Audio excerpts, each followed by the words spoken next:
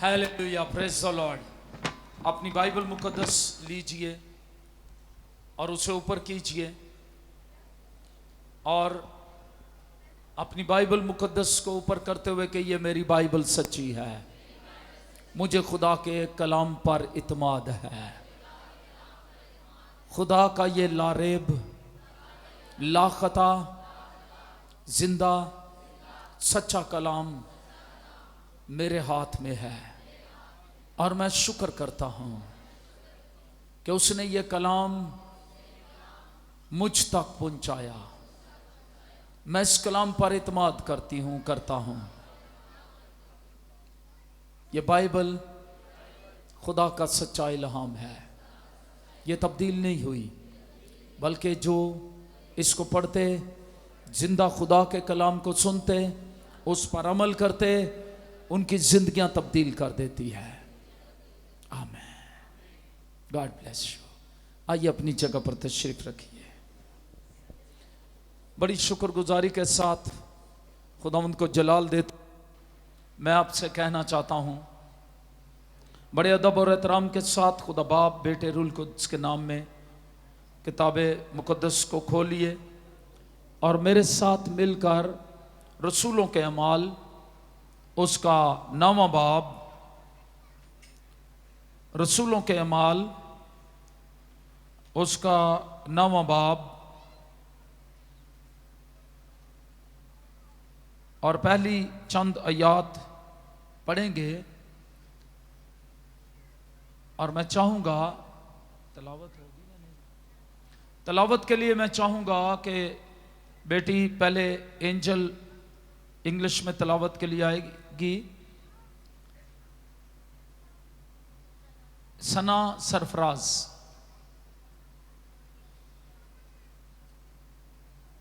ये दोनों बेटियां इंग्लिश में तलावत करेंगी और इसके बाद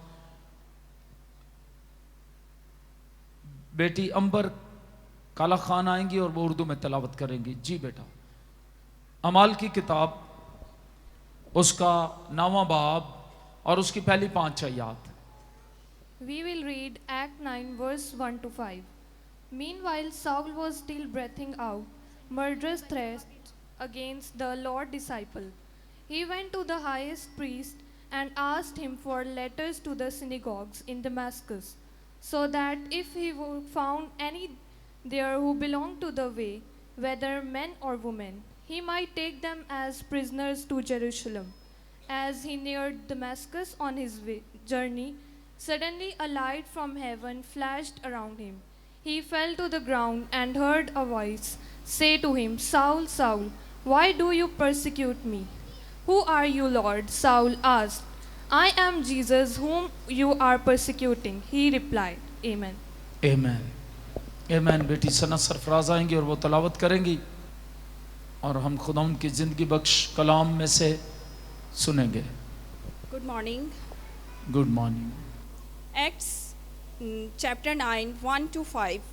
Meanwhile, Saul was still breathing out murderous threats against the Lord's disciple and asked him for letters to the synagogues in Damascus, so that if he found any there who belonged to the way, whether men or women, he might take them as prisoners to Jerusalem. As he neared Damascus on his journey, suddenly a light from heaven flashed around him. He fell to the ground and heard a voice to say to him, Saul, Saul, why do you persecute me? Who are you, Lord? Saul asked. I am Jesus whom you persecute, he replied. Amen. आमीन। अगली तलावत उर्दू में तलावत अंबर काला खान करेंगी।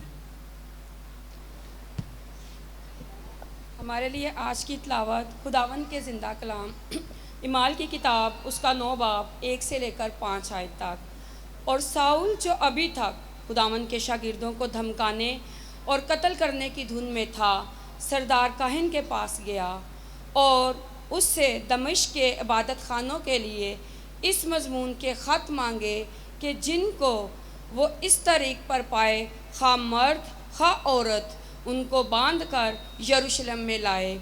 जब वो सफ़र करते दमिश्क के नज़दीक पहुंचा तो ऐसा हुआ कि यकायक आसमान से एक नूर उसके गिरदा गिर्द आ चमका और वो ज़मीन पर गिर पड़ा और ये आवाज़ सुनी कि ऐ साउल तो मुझे क्यों सताता है। उसने उससे पूछा, ऐ खुदावन तू कौन है? उसने कहा, मैं यीशु मसीह हूँ जिसे तू सताता है। खुदावन के पाक कलाम के पढ़े और सुने जाने पर खुदावन की बरकत हो। खुदावन के जलाल के लिए आमीन। ऊंची आवाज में हाथ उठाकर कहेंगे आमीन। शुक्रिया, आमीन। अपने हाथ आसमान की तरफ बढ़ाए रखिए और कहिए, खुदावन आज तू अपने कलाम में से मुझे समझ दे, बोल। और मेरे लिए दुआ करे खुदावंद अपने बंदा को इस कलाम को बयान करने की तौफीक बख्श, दिलेरी बख्श। और खुदावंद मैं दुआ करता हूँ तेरा फजल जारी हो। और इस दौरान मैं चाहूँगा संडे स्कूल के बच्चे संडे स्कूल चले जाएं, बड़े अदब और एहतराम से उठें, खामोशी से, और संडे स्कूल चले जाएं। और हम दुआ मांगेंगे और कहेंगे, खुदावंद तू आज मुझसे कलाम कर। खुदावंद मैं दुआ करता हूँ आज इस कलाम की समझ दे, ताकि हम इस कलाम को समझ कर तुझे जलाल दे सकें। और खुदावंद मैं दुआ करता हूँ जिंदा मसीह का ये ज़हूर जो खुदावंद साउल पर हुआ, वो आज हमें समझने की तौफीक बख्श दे कि तेरा ज़हूर हमें क्या क्या सिखाता है। और दमिश्क की राह पर ये ज़हूर हमें जो कुछ सिखाता है, आज हम उसे सीख कर अपनी जिंदगियों पर अप्लाई करते हुए खुदावंद कदूस खुदा अच्छे मसीही बन जाएं, ताकि तुझे जलाल दे सके। खुदावंद तेरा कलाम कभी भी बेतासीर नहीं लौटता। तेरा कलाम खुदावंद इनकलाब लाता है, तेरा कलाम तब्दीली लाता है। तेरी आवाज आग के शोलों को चीर देती है। तेरी आवाज से देवदार टुकड़े टुकड़े हो जाते हैं और हरनियों के हमल गिर जाते हैं। तेरी आवाज से खुदावंद कदूस खुदा बहरे कुलसम दो ही से हो जाता है। तेरी आवाज से मुर्दा लाजर जिंदा होकर कब्र से बाहर आ जाता है। तू जब बोलता है, कलाम करता है, तो खुदावंद कदूस खुदा तूफान थम जाते हैं। तेरा शुक्र करते हैं।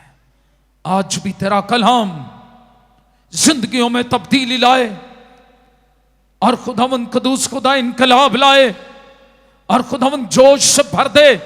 जब तू खुदावंद कदूस खुदा यीशु मसीह सैयदना अल मसीह दमिश्क की राह पर, पालूस पर अपना आप उन्होंने जाहिर किया, उसकी जिंदगी बदल गई। जब अमाउस की राह पर चलते हुए शागिर्दों पर जाहिर किया अपना आप, तो खुदावंद कदूस खुदा उनके दिल जोश से भर गए। आज भी जब तेरे लोग तेरा कलाम सुने, तेरा नूर इन पर चमके, तेरे कलाम की जलाल की रोशनी बंद ज़हनों को खोल दे और खुदावंद कदूस खुदा इनके दिल जोश से भर जाए। हम सबों को अपने जोश से भर, यीशु मसीह के नाम में, आमीन, आमीन, हालेलुया, हालेलुया। आज जो हिस्सा हमारे दरमियान पढ़ा गया, मैं बताना चाहता हूं अमाल 9 बाब। ये एक शख्स बेनाम साउल, जिसका यूनानी नाम पालूस था, याद रखिएगा ये दोनों उसके नाम थे, इब्रानी नाम साउल और यूनानी नाम पौलुस। ये शख्स दमिश्क की राह पर जा रहा है।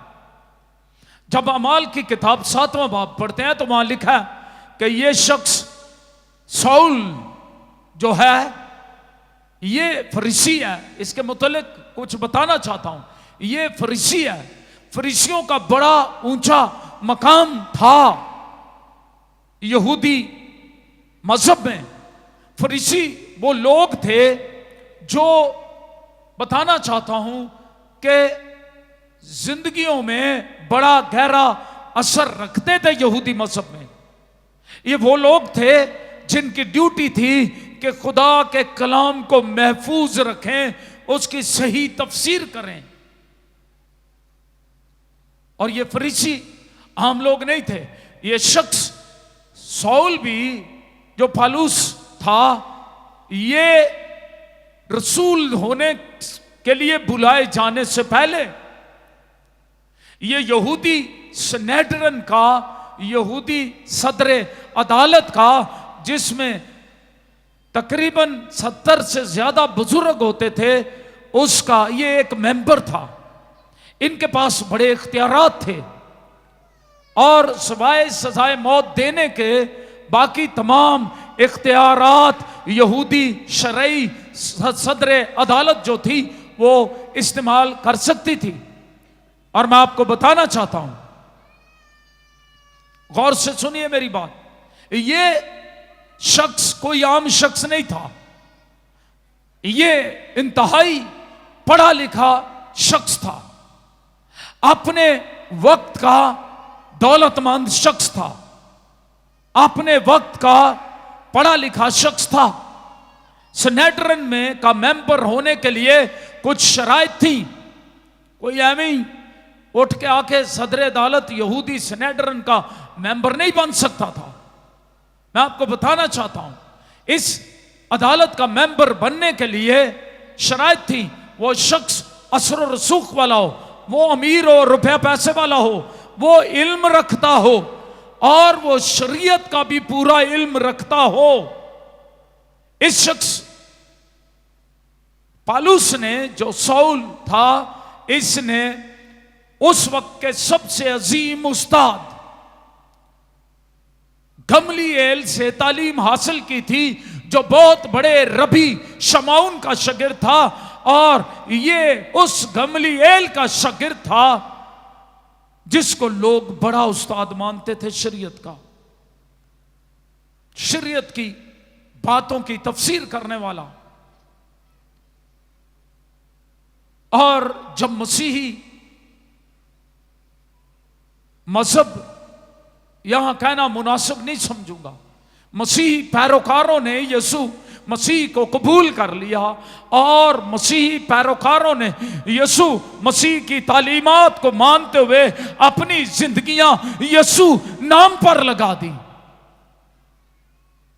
तो यहूदी मजहब जो कि कट्टर, जोशीले और मजहब की खातर जान देने वाले लोग थे, उन्होंने इस बात को बड़ा बुरा मनाया। उन्होंने यीशु मसीह की तहरीक को खत्म करने की कोशिश की, यीशु मसीह को मसलूब करवाया।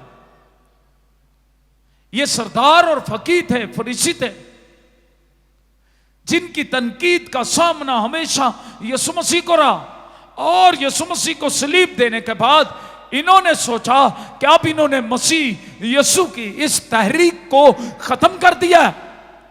लेकिन उस वक्त इन्हें शौक हुआ जब यीशु मसीह ईस्टर की सुबह पौ फटने से पहले मुर्दों में से जिंदा हो गए और खबर सारे शहर में फैल गई। और फरिश्तों ने शागिर्दों को, औरतों को बता दिया कि जाओ शागिर्दों से कहो वो यहां नहीं है, वो अपने कहने के मुताबिक मुर्दों में से जी उठा है। ये तहरीक खत्म नहीं हो सकती, बल्कि ये तहरीक तो अभी शुरू हुई है। हालेलुया। इस बात से शॉक्ड यहूदियों ने, फरीसियों ने, फकीहों ने, सरदार कायनों ने, जिन्होंने मसीह को कत्ल करने के लिए प्लॉट किया, मंसूबा बनाया, अब ये तो बात एक नया रुख ले गई है। उन्होंने कोशिश की पहरेदारों को पैसे दे दिए जाएं। पुलिस का हाल बाइबल मुकद्दस में पढ़ें, उनको क्या दे दी गई, रिश्वत, पैसे दे दिए गए और उनको कहा तुमने ये कहना है कि उसकी लाश को वो उसके शागिर्द क्या करके ले गए हैं, ये तहरीक खुद ही मर जाएगी। अच्छा जिंदा हो गया, हम कहते हैं वो चोरी हो गई। लाश क्या हो गई? लाश चोरी नहीं हुई, निगहबान मुर्दा से हो गए। उनको खुद मालूम था निगहबानों को आसमान से फरिश्ता उतरा है, लाश चोरी नहीं हुई और जी उठा मसीह। इसके बाद सीधा आसमान पर जाकर तख्त नशी नहीं हुआ, बल्कि वो 40 दिन तक जाहिर होता रहा, बादशाही की खुशखबरी की बातें करता रहा और वो 500 से ज्यादा लोगों पर जाहिर हुआ। और मसीह के ज़हूर ने साबित कर दिया, वो लोग जिनको वो ज़हूर में जिंदा नजर आया, उन्होंने गवाही देने का दरेग ना किया और वो जगह बजगह फिरे, गवाही दी, मसीह जिंदा हो गया है, हमें नजर आया है। हालेलुया। जी उठे मसीह की जय हो, जय हो। हालेलुया। अब ये शख्स पौलुस जो फरीसी है, ये भी हैरान है। तो भी इब्लीस ने, कभी कभी इब्लीस पढ़े लिखों को ज्यादा इस्तेमाल करता है खुदा के खिलाफ। जितने लोगों ने ज्यादा तनकीद की, किताबें लिखी, मैं आपको बताना चाहता हूं, जितनी मसीहत के खिलाफ किताबें हैं लिखी गई हैं, वो सारी मसीही आलमों ने लिखी हैं। हाँ, मेरी बात पर हैरान होंगे। हाँ, मुझे पता है मैं अक्सर हैरान करने वाली बातें करता हूं, लेकिन यही बात सच है। वो मसीही, जर्मन के मसीही आलमों ने लिखी हैं। दार हकीकत उन्होंने हर पहलू से तहकीक करने के लिए लिखी किताबें, लेकिन उन किताबों को मुखालफीन ने तनकीद का सबब बनाकर अपना लिया और उन्होंने कहा इनके तो आलमों ने ये लिखा हुआ है, जबकि वो उसके सारे पहलुओं को बयान नहीं करते। उनमें से जो तनकीद की बातें हैं वो सिर्फ निकाल कर बयान करते हैं। इसलिए मैं हमेशा कहता हूं, तफसीरें गलत हो सकती हैं, इंसान गलत हो सकता है, ये कलाम सच्चा है, जिंदा है, लारेब है, लाखता है, ये कभी गलत नहीं हो सकता। खुदा के मुंह का इल्हाम है, ना खुदा बदलता है, ना उसके कलाम को बदलने की किसी को जुर्रत है। आमीन। कोई नारा लगा रहा था, ऊंची आवाज में लगा दें। हालेलुया। बताना चाहता हूं, यह कलाम लारेब लाखता है। यह कलाम आज भी मोजज़ात करता है। यह कलाम जिंदा इसलिए कि इसका लखारी जिंदा है। हालेलुया। इसलिए हम इसको जिंदा कलाम कहते हैं। और मैं बताना चाहता हूं, अब यहूदी फकी, फरीसी, सरदार काहिन बहुत परेशान थे और ये शख्स जो एक सख्त दिल, जोशीला, कट्टर, हठ धर्म फरीसी था, इस पर यीशु मसीह दमिश्क की राह पर जाहिर होता है।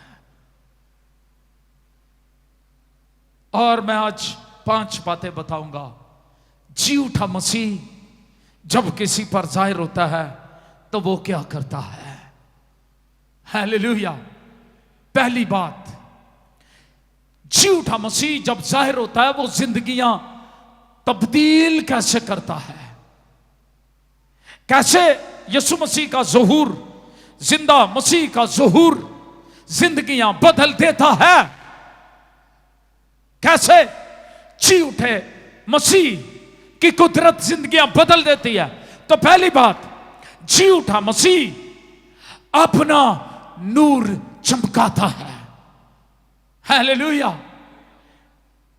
अगर आप बाइबल मुकद्दस के तालिब इल्म हैं, अगर आपको बाइबल से प्यार है, मुकद्दस दाऊद की तरह, मुकद्दस अयूब नबी साबर की तरह, जिसने कहा मैंने तेरे कलाम को अपनी ज़रूरी खुराक से ज़्यादा ज़ख़ीरा किया है, जिसने कहा, मुकद्दस दाऊद ने कहा, मैं तेरे कलाम पर इत्माद रखता हूँ, मैं तेरा कलाम मेरी अबदी मेरास है।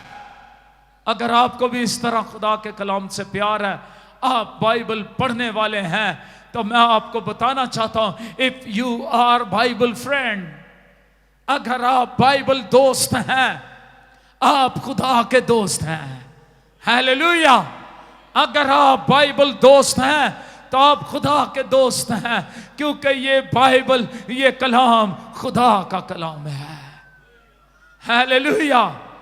तो अगर आप बाइबल दोस्त हैं तो फिर आपको बताना चाहता हूं, यीशु मसीह ने सलीबी मौत से पहले, कफारा देने से पहले इस जमीन पर तजस्सुम लेकर आकर दुनिया का निजात दहिंदा बनकर इस जमीन पर खड़े होकर आम लोगों के सामने ये ऐलान किया था, दुनिया का नूर मैं हूं, जो मेरी पैरवी करेगा वो अंधेरे में ना चलेगा बल्कि जिंदगी का नूर पाएगा।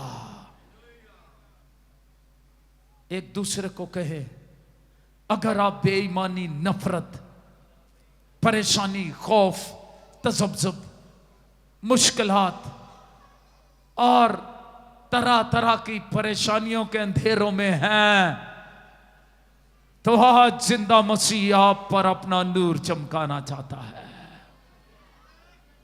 हालेलुया। आप बेईमानी के अंधेरे से निकल सकते हैं आज, आप नफरत के अंधेरे से निकल सकते हैं, आप शक के अंधेरे से निकल सकते हैं, आप जादू टोने की लानतों के अंधेरे से निकल सकते हैं, आप बीमार नजरियात के अंधेरों से निकल सकते हैं। बाज लोगों के नजरियात बीमार ही रहते ने सारी जिंदगी। ईमानदार अपने आप को कहते जरूर ने, इसको भी बड़ा फख्र था, ये आलम है शरीयत का। निकोदेमुस को भी फख्र था, उसको भी मसीह ने समझाया, जब तक कोई नए सिरे से पैदा ना हो जाए खुदा की बादशाही को देख नहीं सकता। आलम होना अलहदा बात है, इल्म होना अलहदा बात है, खुदा की पहचान और मार्फत हासिल कर लेना दूसरी बात है। हालेलुया। अब मसीह अपना नूर चमकाता है, और हमने पढ़ा जब वो जा रहा था, तीसरी आयत मुकद्दसा में, जब वो सफर करते करते दमिश्क के नजदीक पहुंचा तो ऐसा हुआ कि यकायक आसमान से एक नूर उसके गिरदा गिरदा आ चमका। हालेलुया। नूर क्या हुआ? गिरदा गिर्द उसके गिरदा गिर्द आ चमका। क्या किया नूर ने? जी समझ आई कितनों को? क्या किया नूर ने? एक दूसरे से पूछे, नूर ने क्या किया? जी क्या जवाब मिला? जी पूछा आपने साथ वालों से?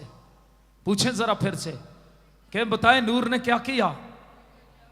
नूर चमका और गिरदा गिर्द चमका। यहां बड़ा खूबसूरत अल्फाज लिखे हैं, ऑल अराउंड, हर तरफ चमका। हालेलुया। गिरदा गिर्द नूर चमका, उसकी आंखें चुंधिया गई, उसको नजर आना बंद हो गया। नूर, और बस इसके बाद उस नूर ने उसकी सोच को, उसके ख्याल को, उसकी जिंदगी को अपने कब्जे में कर लिया। हालेलुया। नूर उसके गिरदा गिर्द चमका, इस नूर ने उसको अपनी गिरफ्त में कर लिया, और यह शख्स रोम में मरते दम तक इस असली अबदी जलाली नूर की गिरफ्त में रहा, और जान देने तक वफादार रहा। इस नूर की गिरफ्त दमिश्क के राह पर ऐसी जबरदस्त थी कि सारी जिंदगी उस नूर की गिरफ्त जो दमिश्क की राह पर उस पर चमका था, उससे ये बैर ना सका।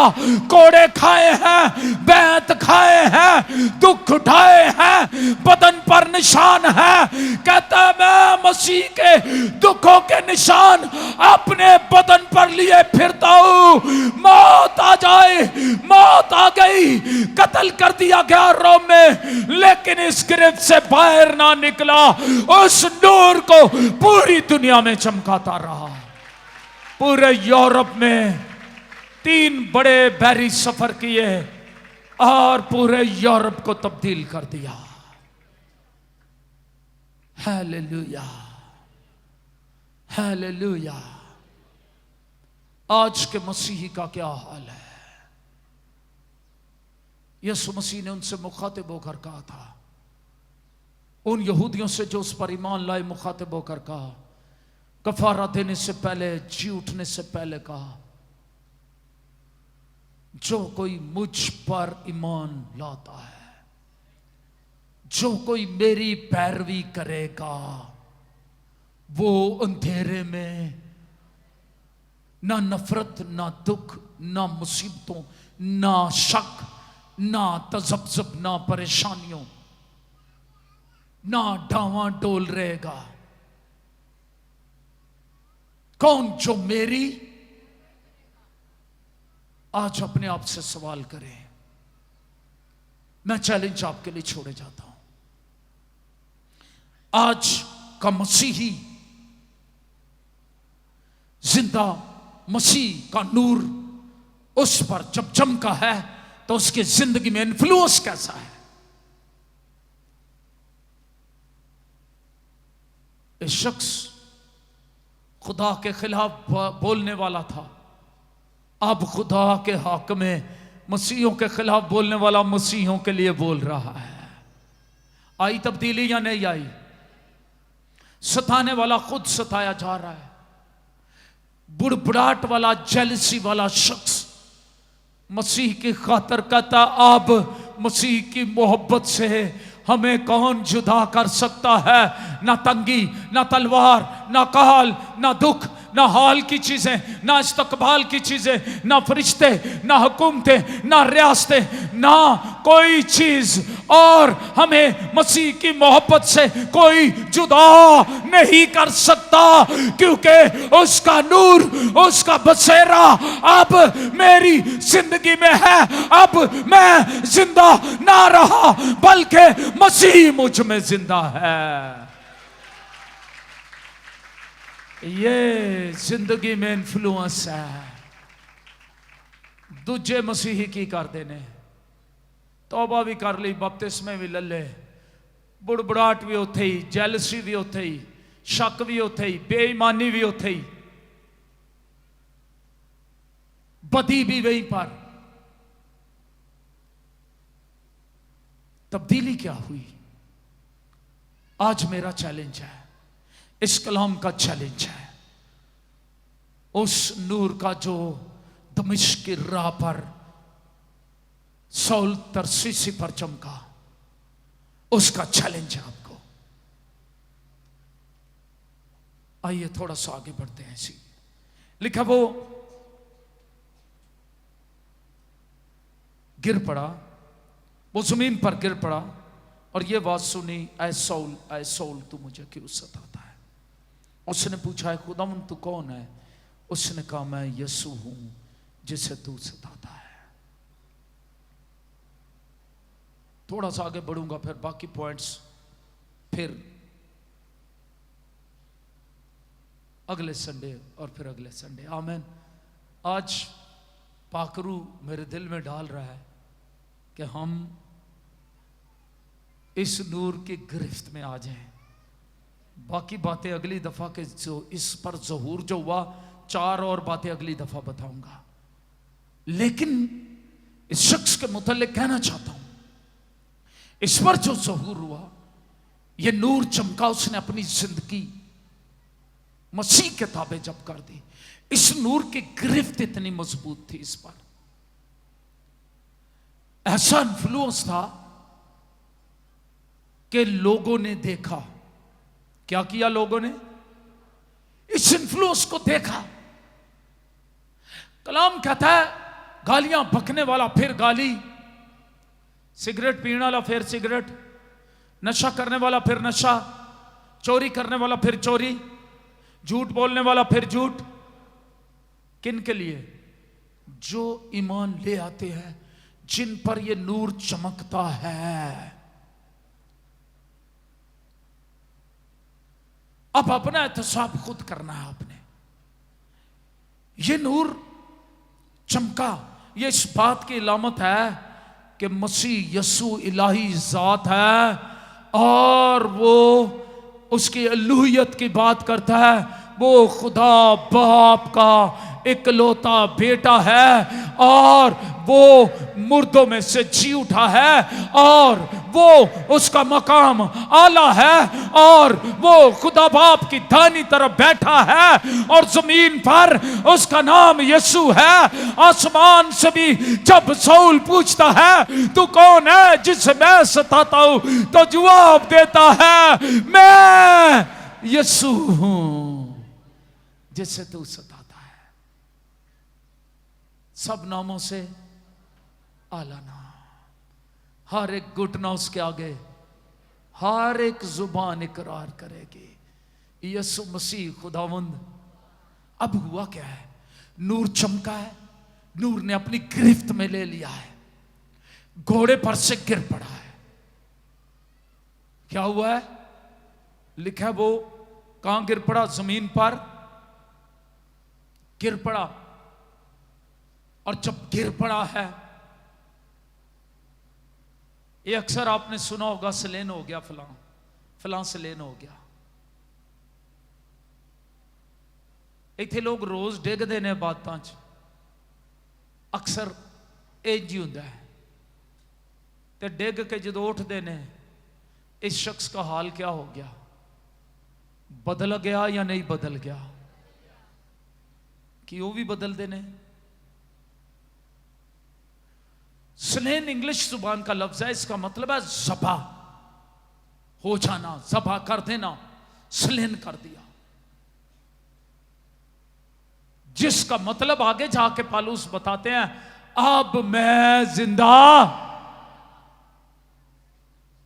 मैं तो उदण ही ज़बा हो गया सा दमिश्क दी रात ही। अब मैं जिंदा, बल्कि कौन मुझ में जिंदा है। अब जो जिस्म के तबार से जिंदगी गुजारता हूं तो मसीह यीशु पर ईमान लाने के सबब से इस जिस्म में जिंदगी गुजार रहा हूं। कोई कहेगा आमीन। आज के ईमानदार की क्या हालत है? आज आप कैसी जिंदगी गुजार रहे हैं? क्या मसीह की गिरफ्त ने आपको घेरा? क्या उस नूर ने आपको अपनी गिरफ्त में ले लिया हुआ है? वो नूर जिसने ये कहा था कि मैं दुनिया का, मैं क्या हूं? दुनिया का, जो मेरी पैरवी करेगा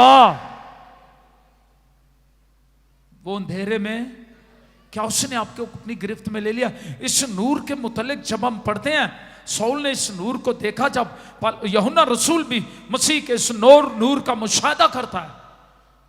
आइए मुकशफा पहला बाब 14वीं आयत देखें। मैं एक दो हवाले दूंगा, अब ध्यान से इसको नोट कीजिए और फिर अपनी जिंदगी पर गौर कीजिए। क्या ये नफरत करने वाला दूसरों से मोहब्बत करने वाला बन गया या नहीं? इसने जिंदगी में तब्दीली को दिखाया और यूहन्ना आरफ ने भी इस नूर को देखा, इस नूर का मुशाहदा किया।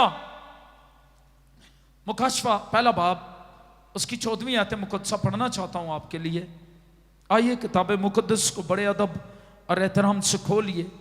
यहां पर लिखा है उसका सर और बाल सफेद ऊन बल्कि बर्फ की मानद सफेद थे और उसकी आंखें आग के शोले की मानद थी। अगर पूरा इसको पढ़े, वो जो नंगा सलीब पर लटकाया गया था, 12वीं आयत में लिखा है मैंने उस आवाज देने वाले को देखने के लिए मुंह फेरा उसने मुझसे कहा था, जिसने मुझसे कहा था, और फिर कर सोने के 7 चिरागदान देखे, और उन चिरागदानों के बीच में आदमजाद सा एक शख्स देखा जो पांव तक का जामा पहने और सोने का सीना बंद सीने पर बांधे हुए था। उसका सर और बाल सफेद ऊन बल्कि बर्फ की मानद सफेद थे। ये जो है, ये जब तब्दीली के पहाड़ पर था उस वक्त भी शागिर्दों ने देखा उसकी पोशाक बराक हो गई है। हालेलुया। और पतरस ने कहा क्यों ना हम यहां 3 डेरे बना ले, पर समझा नहीं था। उस वक्त भी उसकी सूरत जलाली हो गई। यहां पर पूरी आबो ताब के साथ जी उठा मसीह पतमस के जजीरे में यूहन्ना आरफ को नजर आता है। अब वो नंगा नहीं, पांव तक का जामा पहने हुए है। जब मैं यूहन्ना रसूल पर मसीह का ज़ुहूर बयान करूंगा फिर इस बात को खोलूंगा, लेकिन अभी बताना चाहता हूं उसकी आंखें आग के शोले की मानद है। हालेलुया। ये नूर यूहन्ना आरफ पर भी चमका पतमस के जजीरे में। और जब हम मुकाशफा पहला बाब उसकी 7वीं आयत मुकद्दसा पढ़ते हैं, आइए जरा 7वीं आयत मुकद्दसा भी पढ़ें। वो कैसे आएगा, और देखो वो बादलों के साथ आने वाला है, और हर एक आंख उसे देखेगी, और जिन्होंने उसे छेदा था वो भी देखेंगे, और जमीन पर के सब कबीले उसके सबब से छाती पीटेंगे। बेशक आमीन आमीन। क्यों ऐसा होगा? क्यों कबीले छाती पीटेंगे? जिन्होंने उसे छेदा था वो भी देखेंगे, क्योंकि वो कैसे आने वाला है? वो भड़कती हुई आग के साथ जलाली सूरत में, सफेद घोड़े का सवार, सर पर बहुत सारे ताज पहने हुए, वो फरिश्तों के जलों में भड़कती हुई आग के साथ आने वाला है। आमीन। इसलिए मैं और आप आज सोचें, क्या मेरी और आपकी जिंदगी में ये नूर चमका है? और अगर चमका है तो मेरे और आपके रवैये तब्दील हुए हैं या नहीं? मेरी और आपकी गुफ्तगू तब्दील हुई है या नहीं? मेरी और आपकी सोच तब्दील हुई है या नहीं? इस शख्स की सोच बदल गई। क्या बदल गई? सोच बदल गई। शागिर्दों के रवैये बदल गए। आज के मसीही का रवैया कैसा है? और ऐसा रवैया बदल गया इस शख्स का। अपने आप को पहले रसूल नहीं लिखता, पहले कहता है मैं मसीह का बंदा पालूस, जो रसूल होने के लिए बुलाया। और आपको एक बात मशहूर याद है मेरी, इसने अपने आप को क्या कहा? मैं अब किसका बंदा हूं? इधर हम टाइटल्स पहले, बाकी बातें बाद में। पहले आपकी तब्दीली जाहिर होनी चाहिए, फिर आपका टाइटल आता है। पहले कहा मैं मसीह का बंदा, उसका डूलस, उसका गुलाम, उसका असीर बन गया हूं। और अब डूलस गुलाम, जिसका मतलब यूनानी में गुलाम है, डूलस है बंदे का मतलब जिसकी अपनी कोई मर्जी नहीं रहती, बल्कि उसकी जिंदगी पर उसके आका, उसके मुनज्जी, उसके खुदावंद, उसके मालिक यीशु मसीह की मर्जी चलती है। अब मैं उसका गुलाम हूं, फिर रसूल होने के लिए बुलाया गया हूं। यह है नूर चमकने के बाद की हालत। तब्दीली के बाद की हालत कैसी है? तो जे तब्दीली के बाद भी तुहाडी कोई बैल दे देते अंदा तौबा कर ले, आंदा इस बंदे दी बैल नहीं देनी, होर जिहदी मर्जी दे लांगा। तब्दीली के बाद भी चर्च में लोग आपसे इरिटेट होकर घर जाएं, तुसी उन्होंने बहन ही ना दो किते, ऐ तो मेरी जगह है। मुझे साधु सुंदर सिंह की बात याद आ गई। साधु सुंदर सिंह ने बड़ी मुश्किल से अपने बाप से उस जगह पर रात बैठकर जहां वो कुत्ते को बांधते थे, क्योंकि जब उसने सिख धर्म का इनकार कर दिया, 15 साल की उम्र में तौबा की, बपतिस्मा लिया और बपतिस्मा लेकर यहां लाहौर डायसिस का पादरी बन गया साधु सुंदर सिंह। तालीम हासिल की, मसीही पास्टर बना। मैं बताना चाहता हूं आपको, उसको पास्टर अर्डेन किया गया, खादम अर्डेन किया गया। उसने मुनादी करते हुए एक दिन सोचा, मेरे भाई जो यूके में हैं, इंग्लैंड में हैं, मैं उनका पता ले लूं जरा। ये उसकी किताब पढ़िएगा, साधु सुंदर सिंह की सरगुज़श्त और उसकी जिंदगी की बड़ी किताबें हैं। मैंने भी उनमें से किसी एक में पढ़ा, वही वाकया आपको बयान कर रहा हूं। और जब वो उस जगह वापस अपने बाप के यहां गया, उसका बाप उस रियासत का मालिक था। साधु सुंदर सिंह पर यह नूर चमका। मेरे और आपकी सदी के इस शख्स पर यह नूर चमका, याद रखिएगा। यह पैदाइशी मसीह नहीं था, एदा सिर्फ शनाख्ती कार्ड मसीह नहीं सी, इसको भी मसीह यसू ने अपनी गिरफ्त में ले लिया था। जब ये एक रात प्रार्थना करता है, नहाता धोता है और बेचैन है जिंदगी से, इसने एक दफा अंजील फाड़ भी दिया, उसको आग लगा दी है। और फिर उस रात ये बेचैन हो गया है। ये मानता था कि मसीहत सच्चा मजहब नहीं है, और किसी ने इसको अंजील दी, इसने उसे फाड़ा, आग लगा दी। और उस रात के बाद ये बड़ा बेचैन रहा, और इसके बाद इसने उठकर प्रार्थना की और कहा, आज दुनिया के गुरुओं में से जो सच्चा गुरु है वो मुझ पर अपना आप जाहिर करे, नहीं तो मैं आज सुबह अपनी जान दे दूंगा। क्योंकि इसके घर के सामने से एक ट्रेन गुजरती थी सुबह 4 बजे के दरमियान, 4 से 5 बजे के दरमियान। उसने कहा, मैं उसके नीचे आकर अपनी जान दे दूंगा। मसीह को कबूल करने से पहले की बात कर रहा हूं। ये 15 साल का ये नौजवान, आज मसीह घरानों में पैदा हुए लोग, उनकी हालतें कैसी हैं? बेईमानी और नफरत के अंधेरों में धंसे हुए हैं। तौबा करके बपतिस्मा लेके गैर जुबाना बोलने वाले दियां हालत की ने,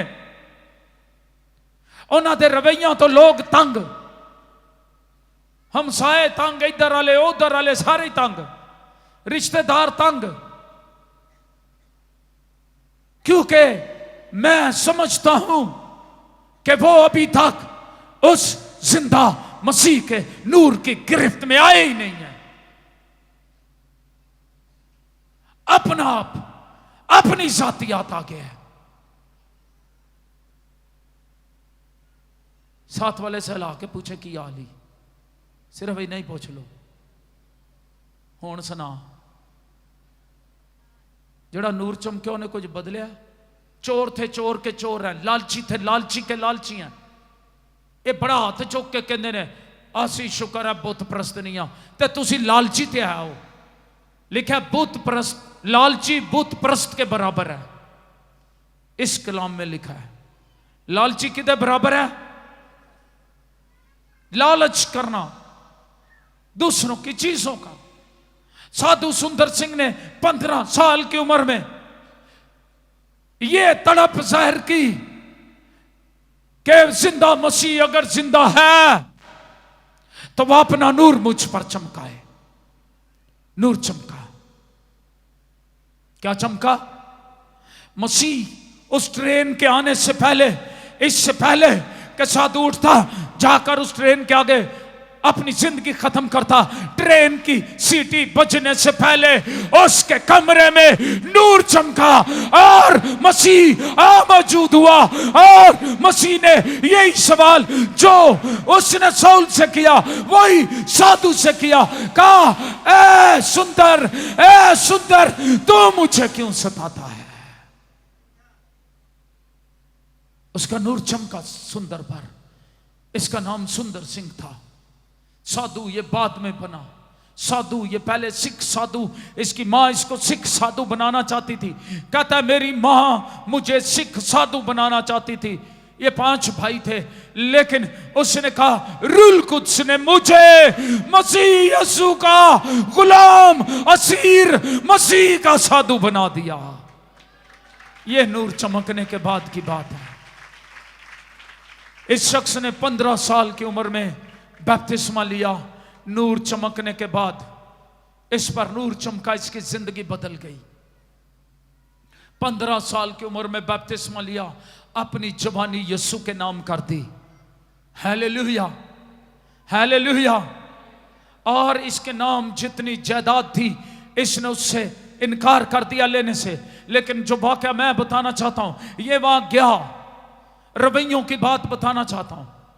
ये अपने बाप के घर में गया। इससे इतना बुरा रवैया, जिस घर में लाड प्यार से पला हुआ था। जब मैं उसकी ये स्टोरी पढ़ रहा था, मेरी आंखों से आंसू जारी थे। उसकी मां ने जिस घर में उसे लाड प्यार से पाला था, जहां का वो शहजादा और प्रिंस था, जिस रियासत का, उस रियासत में उसके बाप ने, उसकी मां मर गई हुई थी, उसके बाप ने साधु को कहा कि तू क्यों आया है? उसने कहा मैं जायदाद से हिस्सा मांगने नहीं आया, मैं मसीह की मुनादी करना चाहता हूं, मुझे फकत इंग्लैंड का एक टिकट चाहिए। उसने कहा तू रात के अंधेरे में आया है, अगर तू दिन के अंधेरे में आता तो कत्ल किया जाता, क्योंकि वह अपनी रियासत का सरदार था। उसे रियासत पसंद थी, अपनी सरदारी पसंद थी, और साधु को मसीह की मोहब्बत पसंद थी। उसे मसीह की मोहब्बत ने, उस नूर ने जो उस पर चमका था, उसने उसे घेर लिया हुआ था। उसने कहा मुझे तेरे माल से कोई लालच नहीं है, मेरे पास पैसे नहीं है, मैंने अपने भाइयों को देखना है इंग्लैंड जाकर मसीह कैसे हैं। और जब वो यहां से, उसने कहा सारी रात तो इस जगह पर बैठा रह जहां पर मैं कुत्ते को बांधता और रोटी देता हूं, ये बाप ने कहा। तब मैं सुबह सोचूंगा, एक सुबह उस पर नूर चमका और उसने उसको अपनी गिरफ्त में ले लिया।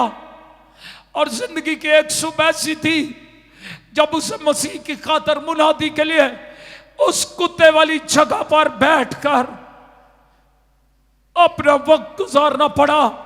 सुबह होने से पहले उसके बाप ने उसको टिकट के पैसे दिए और कहा चला जा, दोबारा कभी ना आना।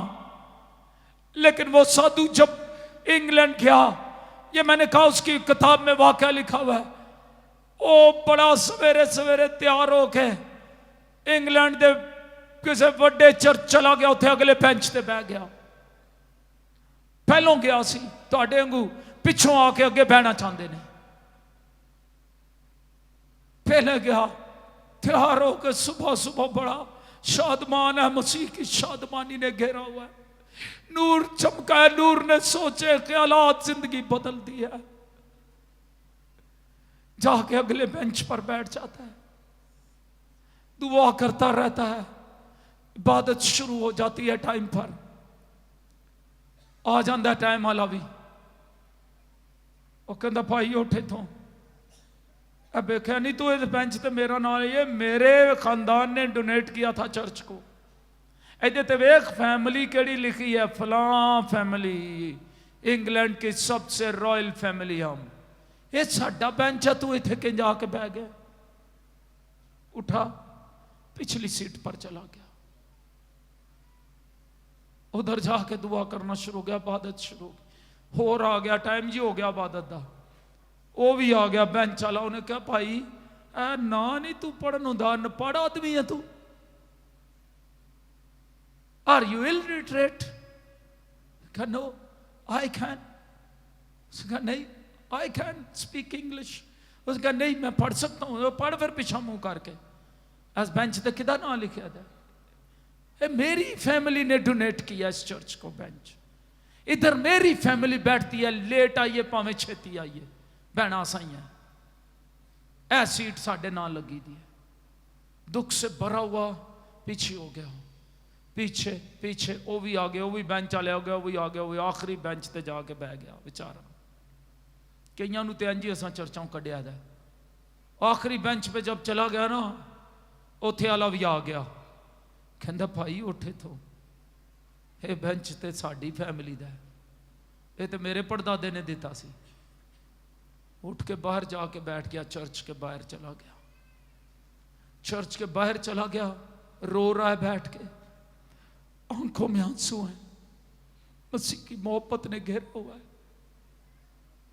चर्च से बाहर निकाल दिया गया क्योंकि उसकी फैमिली ने वहां बेंच नहीं दिया। रो रहा है और एक शख्स सफेद जामा पहने उसके पास आकर खड़ा हो जाता है, उसको कहता साधु तू क्यों रो रहा है?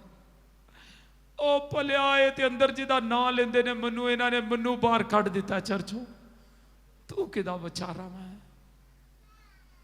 इन्हां दियां उच्ची उच्चियां आवाज़ां ते गिटारां ते साज ते है खूबसूरत चर्च ना वे, ये ताले मारी रखते ने, ते इन्हां ने ते मनु कढ़ दिता ही चर्चों। मैंने कहा ये वाक्य उस किताब में लिखा हुआ है, तू किदा बेचारा है? साधु परेशान होकर इंग्लैंड के हालत से वापस आ गया, पाक रूस से तिब्बत के पहाड़ों पर ले गया।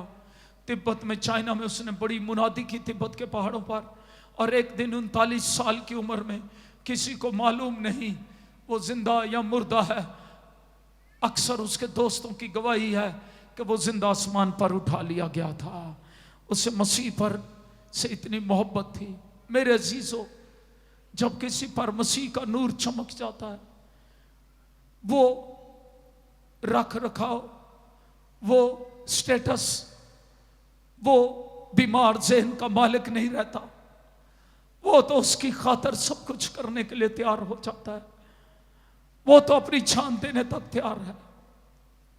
आप कभी साधु सुंदर सिंह के वाकयात तिब्बत के इलाके में पहाड़ों पर पड़े, कैसी कैसी दुखों और मुसीबतों में उसे रखा गया, अंधे सांपों वाले कुएं में उसे फेंका गया, कई बार उसे अज़ियतें दी गई, लेकिन जिस नूर ने पलूस की तरह साधु को अपनी गिरफ्त में ले लिया था, उसने उसका कभी इनकार नहीं किया, अपनी जिंदगी से उसे जलाल दिया।